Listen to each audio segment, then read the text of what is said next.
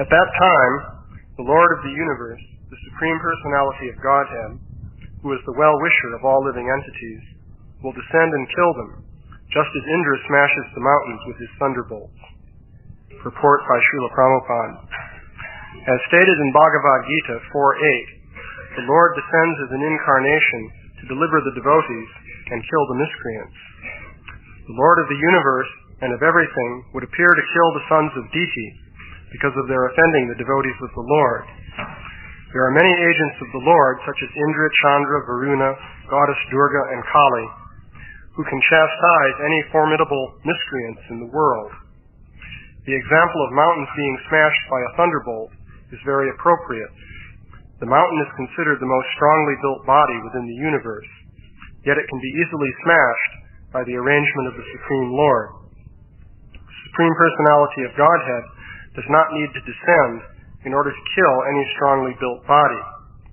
He comes down just for the sake of his devotees. Everyone is subject to the miseries offered by material nature, but because the activities of miscreants, such as killing innocent people and animals or torturing women, are harmful to everyone and are therefore a source of pain for the devotees, the Lord comes down. He descends only to give relief to his ardent devotees. The killing of the miscreant by the Lord is also the mercy of the Lord towards the miscreant, although apparently the Lord takes the side of the devotee. Since the Lord is absolute, there is no difference between his activities of killing the miscreants and favoring the devotees. So,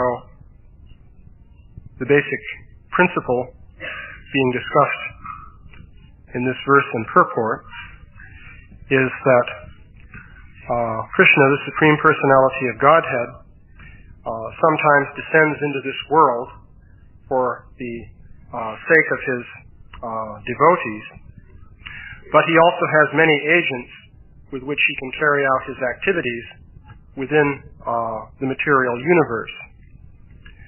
So these agents are described as persons.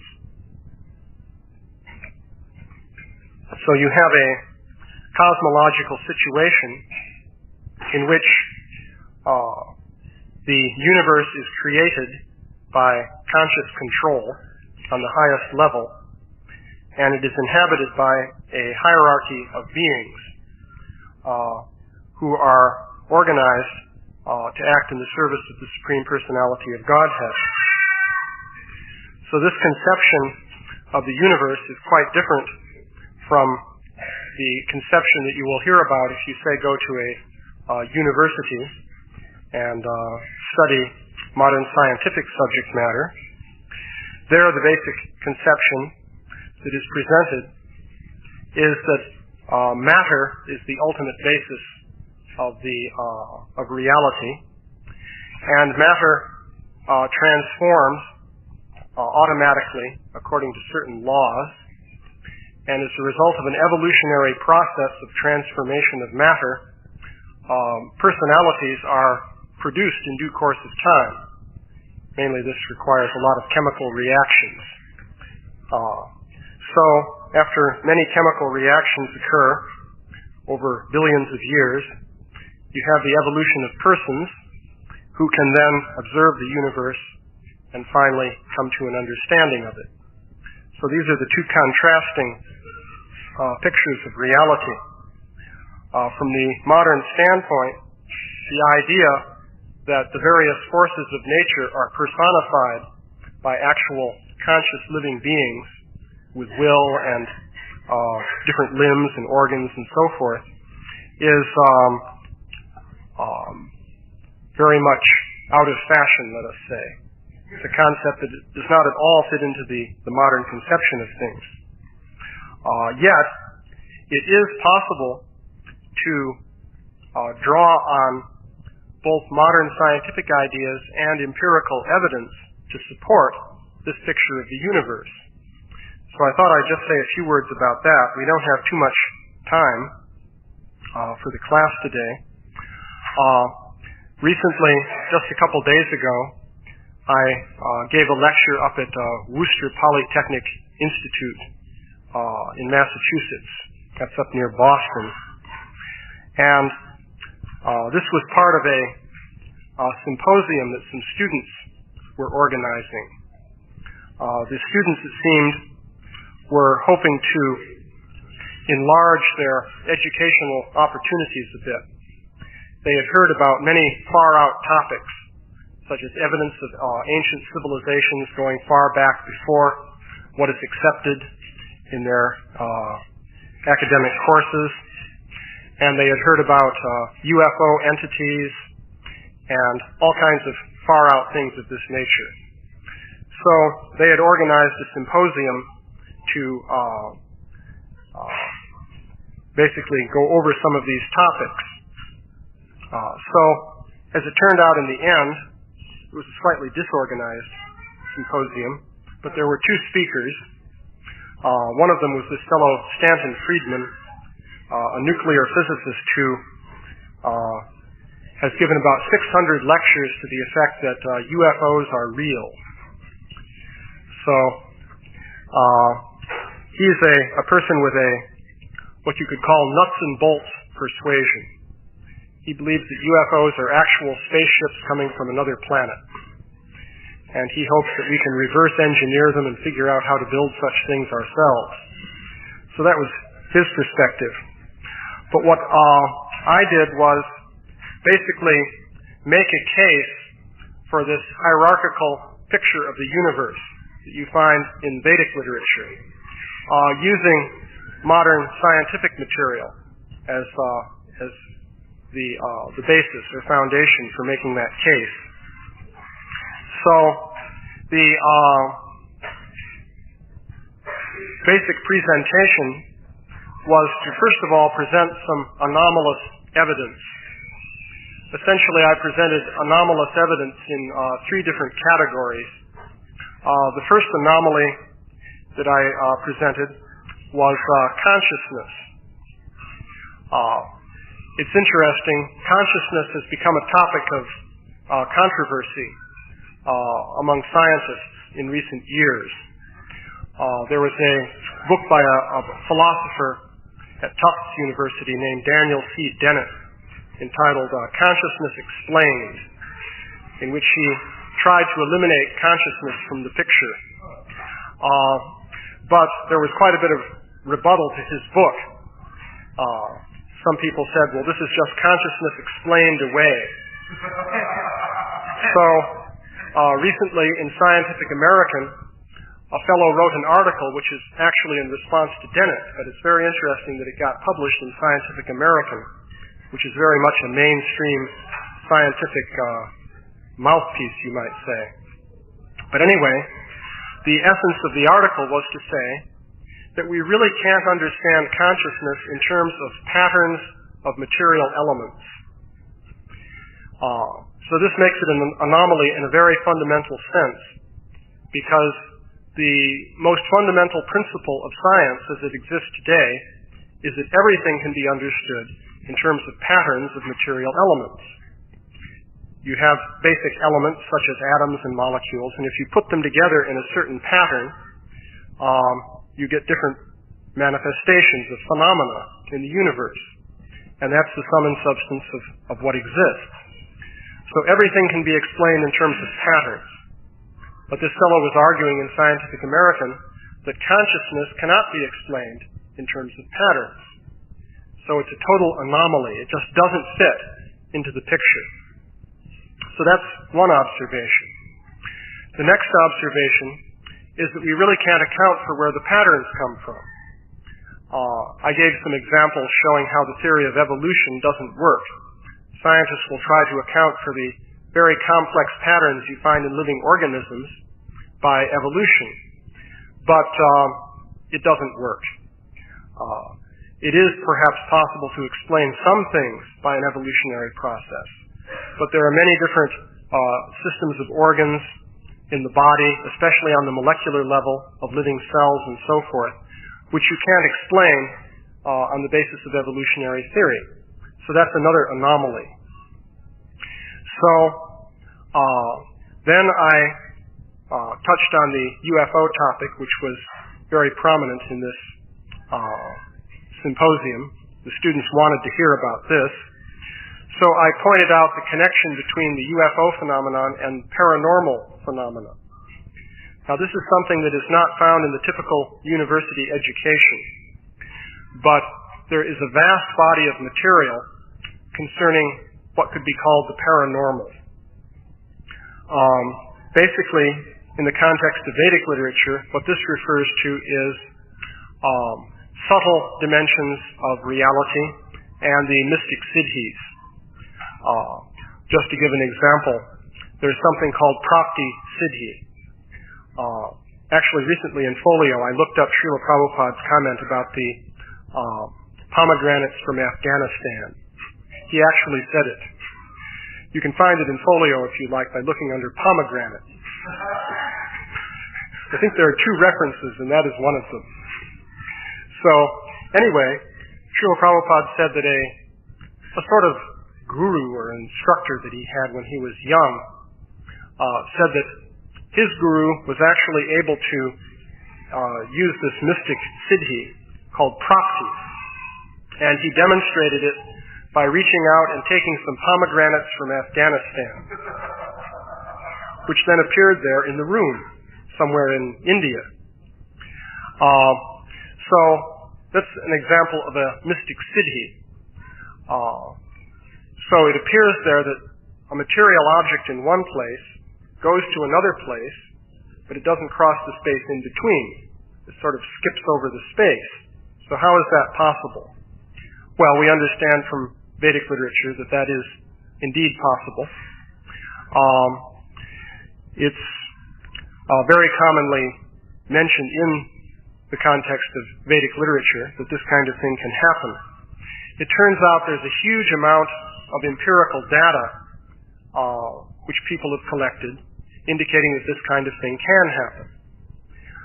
For example, in the field of parapsychology, the word apport is used. That's A-P-P-O-R-T. And that refers to an object disappearing from one place and appearing in another place, sometimes inside a closed container. People have tried to do experiments to get good examples of this sort of thing. One thing that apparently can happen is the following. Imagine that you have two rings made of wood. And they're made by carving wood. Let's say one is made of oak and the other is made of pine, just for the fun of it. Now suppose the two rings are interlocked. And suppose you can examine the piece of wood and you can see no one ever cut the wood or glued it together or anything like that. It's continuous wood. So how could you explain the two rings being together like that? Well, if matter can move through space without crossing the space in between, then you can see how it could happen. You just bring the rings together and you sort of jump over some space there and then they're together. So there are cases like that. I have some photographs of this kind of thing. I even have a videotape of it happening. There's actually a very large amount of empirical data. But if you go to college, go through an entire university course of study, practically you'll never hear about such things. And if you do hear about them, you'll find that they're just dismissed out of hand as something simply bogus, some kind of nonsense. So there's a large amount of material. I won't go into the details, but this all ties in with the UFO phenomenon, which is very much in the same category as the paranormal phenomena. So this was the third category of anomalies. So then, what I did was look into some theoretical anomalies. That is what you could call anomalies of theory. It's very interesting to see what some very advanced scientists come up with. So I started with a fellow named John Wheeler. He's an exceedingly eminent physicist. In fact, you can't even begin to list all his glorious qualifications. At this point, he has become emeritus, however. I think he's simultaneously an emeritus professor at Princeton University and University of Texas. But anyway, he was reflecting on some of the peculiar features of quantum mechanics, and he arrived at a rather unique picture of reality. So according to his picture, here's the way things happen. Let's start with the primitive universe before there was any life. So, an evolutionary process produces life. Life gradually becomes more advanced and spreads throughout the universe. Finally, the universe is pervaded by advanced living beings. Through their observational process, in accordance with quantum mechanics, they bring about the existence of the universe, including the past history of the universe. This is what John Wheeler came up with. I'm just mentioning this to show you what a very advanced physicist can come up with. Now,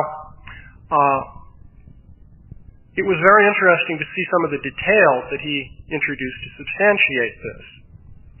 For example, he proposed that reality as we directly see it is not fundamental.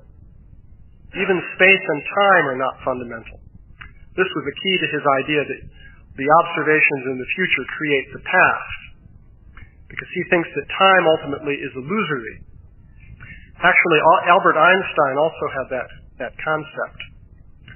He once consoled a widow by trying to convince her that time is really an illusion. I don't know how successful he was. But in any case,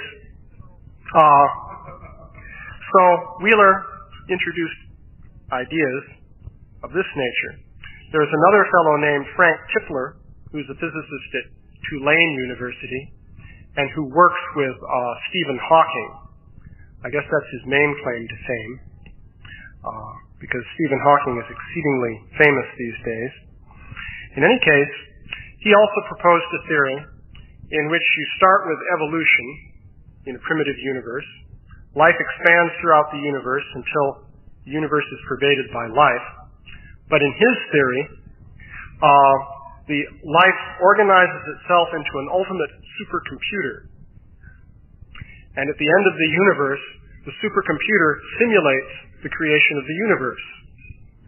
You can imagine the ultimate supercomputer saying, "Let there be light." And there was simulated light. Right. Yeah, I know. I think I read it myself back in the early 60s or something. But he's worked this out in great detail. He applies it to Christian eschatology, the idea of the resurrection of the dead. He says that the ultimate computer will create the universe and then resurrect everybody within the universe in very nice bodies with which they can enjoy their ultimate reward. So this was just to show, actually one can easily ridicule these ideas, but I think a serious lesson can be drawn from them. Namely, if you look at the presentation of Wheeler or Tipler, you'll see that they're proceeding very logically, step by step. In fact, they're drawing conclusions that you can draw out of modern physical science. The conclusions can be presented in a very rational way. So, if that can be done, what further improvements, what might you make? Well, I would suggest that first of all, you can easily eliminate a lot of superficial and extraneous features from the models presented by Wheeler and Tipler. You can take Tipler's model, for example, in which an ultimate computer simulates the universe, and you can propose that, you see, Tipler is saying this will happen in the future, but of course a logical consequence of what he's saying is that it might have already happened, because we could be in the simulation at this point. Now, if you're in the simulation, you cannot easily see that which is running the simulation. This is actually a consequence of computer science that I think people haven't really contemplated too carefully. With computers, very often, if you have one computer you can run another computer on that computer through a simulation. It's called a virtual machine. So if you have software for the second computer, it may not run on the first computer, but by running a virtual machine of the second computer on the first one, then you can run all the software for the first computer. This is something that is very often done, in fact, in practice. And you cannot tell that you're actually running on a different computer if the simulation, in fact, is perfect. That is, it's step by step. It simulates the second computer. So likewise, in a perfect simulation of the universe, you wouldn't be able to know what was running the simulation. So now let's say, just for the sake of argument, that what is running the simulation is some entity capable of processing vast amounts of information in a logical way. That is something that has the capacities that computers have on a universal scale, but which might have other properties and capacities as well. We couldn't rule that out. So you can come to the idea that, well, maybe this ultimate substrate with great information carrying capacity could be, let us say, the Mahatattva.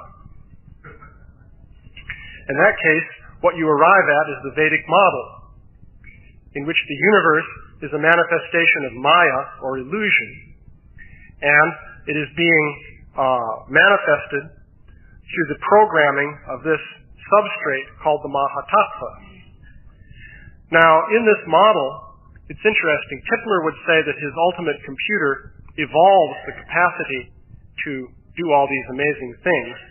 But the problem is, if you look at the theory of evolution, you find that it doesn't work. And if you examine computers, you find that nobody has yet had much luck getting a computer to evolve its programs. You can try it yourself. Just zap your hard disk a bit and see if the program improves. After all, there's a chance that it will improve. So you can try this method of evolving programs, but I wouldn't put in very high hopes for it, really. So, but we do know that an intelligent pre-existing being can program a computer. So in this case, if we suppose that our ultimate substrate is the Mahatattva, well, we just happen to have on hand Mahavishnu, who can act as the ultimate programmer.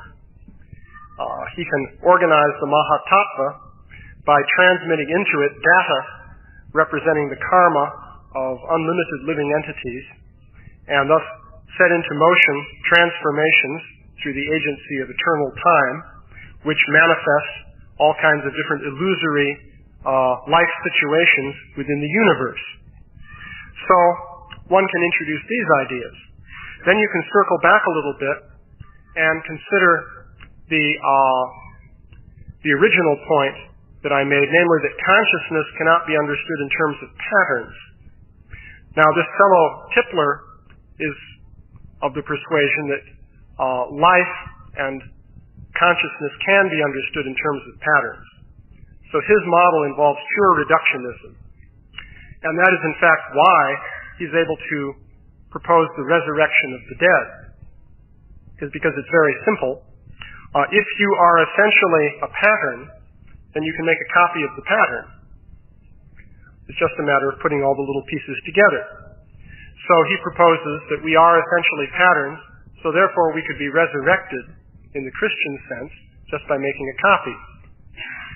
So, in this sense, resurrection of the dead is the ultimate application of the Xerox principle. But there's a problem there. What about consciousness?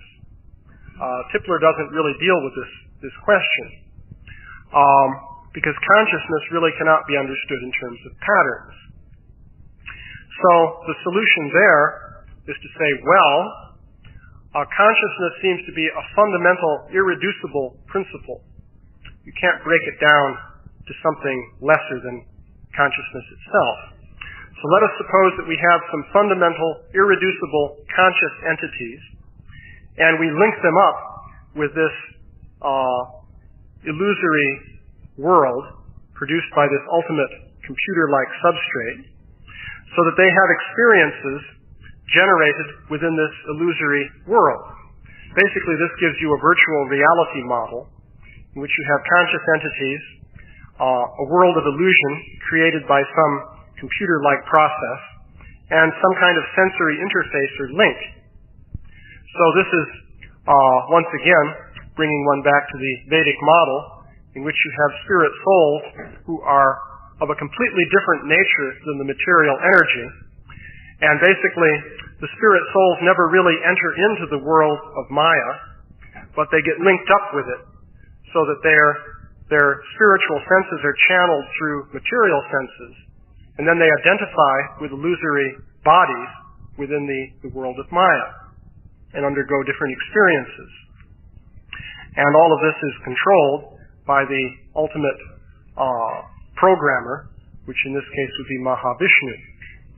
So this is a basic model that you can build, taking ingredients from the thinking of modern-day scientists, and making a few corrections in some of the lines of reasoning. And what you get is basically the Vedic model.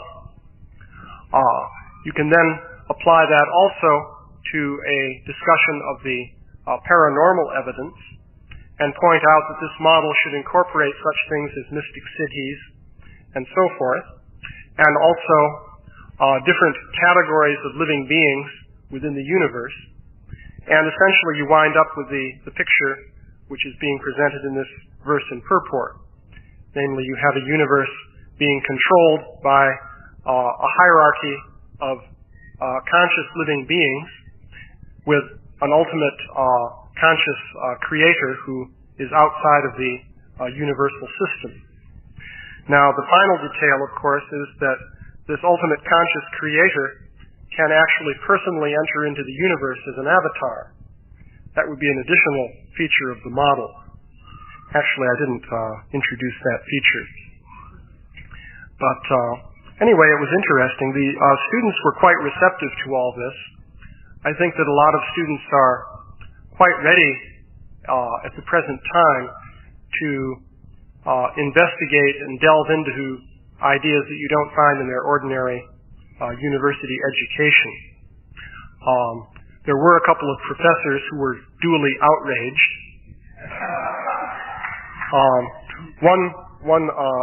I had quite a debate with one professor, and then a student made the comment that I think that you're introducing a religion here.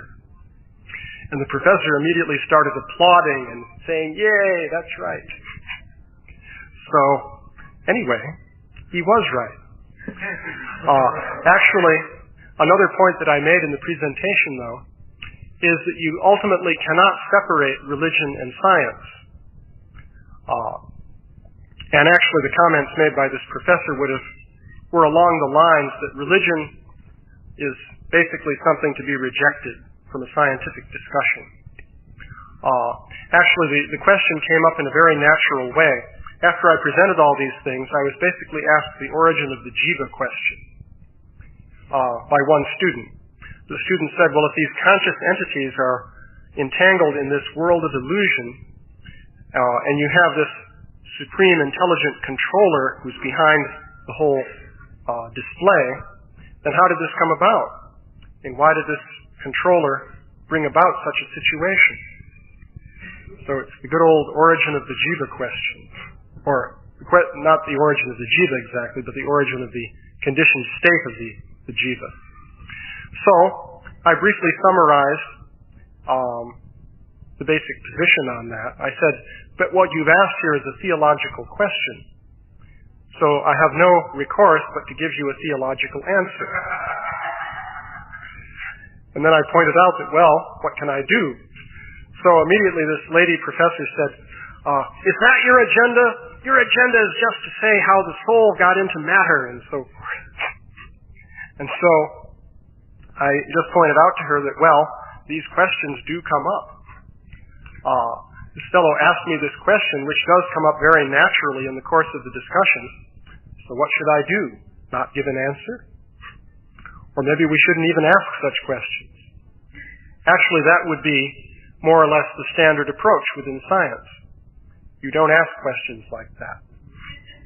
But since we exist within one reality, the fact is all these questions come up, and they come up in a way that is interrelated. That is, one thing leads naturally to another, and if you just follow the different lines of reasoning to their conclusion, you wind up asking fundamental questions such as, well, if we're conscious entities, how did we get into the world of illusion? Then what do we do about that? You can go logically step by step. So, I'll stop there. Are there any questions? Murli? The Hitler and Wheeler theory, and even the idea of translating the theories or adding to it and coming to a Mahatma-like conclusion, that appears to be the extent you can go with logical progression, beginning from comparative knowledge. And that the only reason someone like yourself can actually embellish it with something else is because ultimately we accept subject as a source of knowledge. Because if they don't, then they can find within the world that will end at that particular point. Is that a correct analysis? Yes, I would say so. Illustrated by my point that when I answered his question about the origin of the jiva, essentially, I said, well, I have to give you a theological answer. I didn't mention parampara and all that kind of thing, although that fits in logically also, because if you have an ultimate information source, then the concept of descending knowledge is also there as something that's at least possible in principle. But I could not have answered that question on the basis of a merely logical progression within the framework of the model. I had to introduce a theological source of knowledge in order to answer that question. So, that's true. One more question. Yeah? Logically, how did they receive the lecture? Well, quite favorably, I would say, on the whole. My impression was the students are ready to hear about these kinds of things. This answer led to more? Oh yeah, we had a discussion that went on for about 45 minutes. Question-answer type discussion. What was the next question? Oh, well, there were a lot of questions about free will. And we got into a whole discussion of, well, what is free will, and how does that come into the picture? And if you have a purely mechanistic picture of reality, what would free will be in that context? All kinds of things like that. Giles,